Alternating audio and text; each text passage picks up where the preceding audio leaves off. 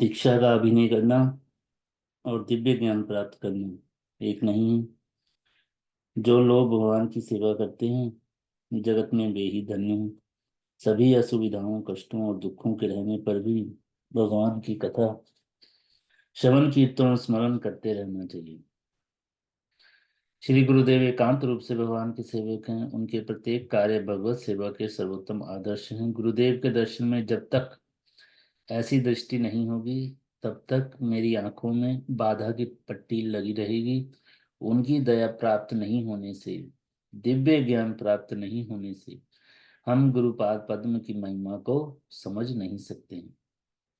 पैसा होने से ही भगवत सेवा होगी ऐसा नहीं, परंतु हरि कथा प्रचार एवं हरि सेवा के लिए निबंधनी मति, दृढ़ संकल्प एवं अकपट सेवा में प्राण रहने से ही भगवत सेवा कार्य होगा।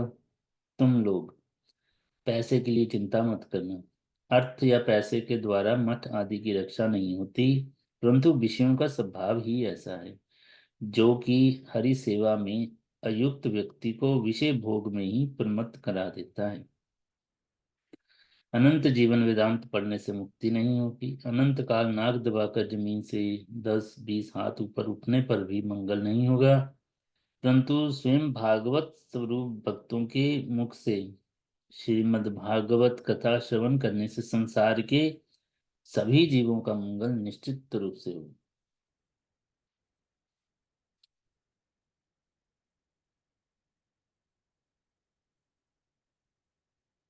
प्रश्न, क्या हरि भजन रहित जीवन व्यर्थ है?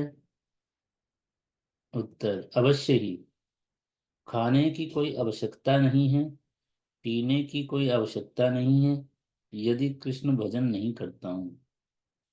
देव दुर्लभ मनुष्य जन्म प्राप्त कर यदि कृष्ण भजन ही नहीं हुआ तब तो जन्म जन्मांतर के लिए अत्यंत असुविधा में ही पड़ना हुआ। कृष्ण भजिवार तरे संसारे आयनु, मीछे माया बद्ध है वृक्ष समय है। अर्थात कृष्ण भजन करने के लिए संसार में आया, परंतु झूठी माया में बंधकर वृक्ष के समान हो गया। पशु मनुष्य होते हैं हरि भजन करने के लिए, परंतु हम मनुष्य होकर भी यदि पशु के समान आहार विहार में ही व्यस्त रहें, संसार में ही मत रहकर हरि भजन नहीं किया, अथवा हरि भजन के नाम पर जैसा विषय था वैसा विषय ही रहा, तब हमारा जीवन व्यर्थ ही बीत गया। मनुष्य जीवन पाकर, मनुष्य जन्म पाकर कोई लाभ नहीं हुआ।